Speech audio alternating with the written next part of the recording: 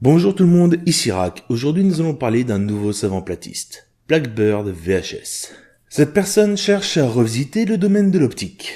Pour ce faire, voici son hypothèse en simplifié. La lumière est composite.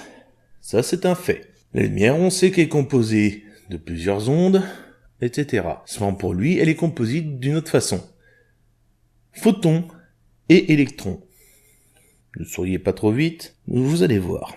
Voici son hypothèse. Tous les objets que nous voyons au quotidien sont des objets électroniques. En clair, les photons vont taper dessus, arracher des électrons à ces objets, et ces électrons vont parvenir à nos yeux qui, en les recevant, vont pouvoir avoir des informations comme la couleur, la forme, la qualité, etc. de cet objet.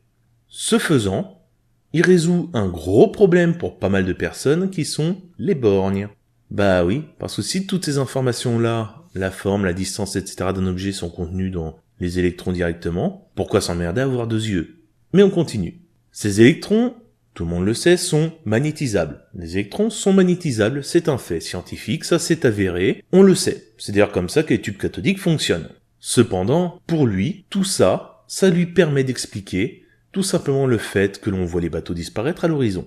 Je vais prendre l'hypothèse du bateau, parce que j'aime bien le bateau, mais pour lui c'est un phare. Donc, voilà ce qui se passe. Le soleil envoie ses photons, qui vont taper le bateau, qui renvoie des électrons à nos yeux qui reçoivent les informations et les traitent.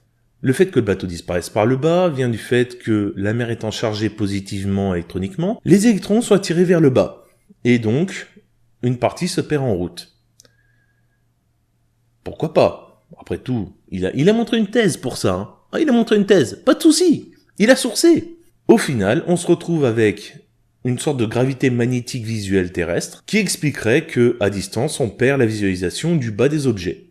Sauf que, parce que là, il y a un gros sauf. La thèse en question dont il parle est en fait une thèse qui parle non pas de l'électromagnétisme appliqué à l'optique, mais des parasites provoqués par la mer, et plus précisément par les vagues côtières, sur les ondes électromagnétiques de bande L. La bande électromagnétique de bande L, c'est une bande électromagnétique de 1 à 2 GHz. Donc on n'est pas dans le domaine visuel, on est dans le domaine hertzien. Et c'est une importance. À côté de ça, on va rajouter un détail.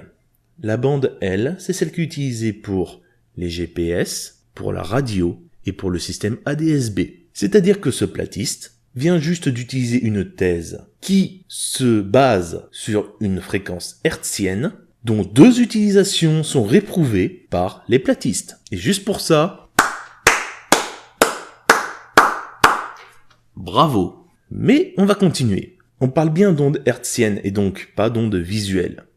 Et donc la thèse dont il se sert pour entre guillemets prouver que la mer est chargée électrostatiquement, ben non. Parce qu'en fait l'électromagnétisme dont parle cette thèse, il est artificiel. Il est créé par l'homme. Il n'est pas naturel. Donc tout son argumentaire s'effondre. Parce que ces observations de bateaux qui disparaissent derrière l'horizon, de phares qui disparaissent derrière l'horizon, etc., on les observait bien avant la création de la radio, quelle que soit la fréquence d'onde en question. Donc, non, ça n'est pas une preuve que la mer est chargée électrostatiquement ou électromagnétiquement. Mais on va continuer. À supposer que sa thèse le prouve, et que donc on reçoit bien des électrons dans les yeux. Il y a un test qui est facile à vérifier. Si on a bien un retour uniquement électronique, il suffit d'aller à côté d'un IRM. Une lampe à côté d'une salle pour pas avoir de lumière directe, et on allume l'IRM. Normalement, on devrait avoir des distorsions visuelles. À ma connaissance, aucun personnel hospitalier n'a jamais reporté de distorsion visuelle lors d'allumage d'IRM. Donc, encore une fois, avec un test simple, on casse tout. Mais il y a encore plus simple encore. Vous pouvez acheter un aimant néodyme. Les aimants néodyme sont des aimants puissants. Ces aimants, si vous avez des lunettes, vous la retirez. J'ai pas envie que vous éborgniez. Une fois que vous êtes sûr de n'avoir plus rien de ferreux sur votre tête, approchez l'aimant de votre œil et essayez de capter une déformation visuelle. Il est à savoir que la puissance magnétique d'un aimant néodyme ou d'un IRM est tellement supérieure au champ magnétique terrestre mesuré partout dans le monde que quelques centimètres de champ magnétique avec ces deux éléments-là, ou un seul, suffirait à recréer 1 kilomètre, voire 2, voire plus encore si on parle de l'IRM, de déperdition visuelle. Donc vous ne devriez pas pouvoir la manquer si son hypothèse était fondée. Vous ne remarquerez rien parce que son hypothèse est fausse. La lumière est transportée par les photons. Les photons ne sont pas aimantables, ils ne sont pas magnétisables, et donc ils ne sont pas détournables avec un aimant. Ils sont par contre détournables par la gravité. C'est ce qui explique, notamment avec la réfraction également, que l'on voit le pic du Canigou avec le soleil derrière. Mais ça, pour un platiste, c'est un peu dur à gober. Surtout si le platiste en question pense avoir raison sur un fait qui est totalement prouvé maintenant. Non, la vision, ça se passe avec les photons. Les photons ne sont pas magnétisables et les électrons ne sont pas arrachés aux impacts par les photons. Petit message à Blackbird. Avant de dire des bêtises, il faut vraiment se renseigner. J'ai commis l'erreur une fois de dire une connerie sur une de mes vidéos, je l'ai senti passer. Quand on fait des vidéos scientifiques, il faut savoir accepter la critique scientifique. Tu n'en es pas capable. On t'a prouvé, par des expériences simples et par des faits vérifiables, que ton hypothèse était foireuse.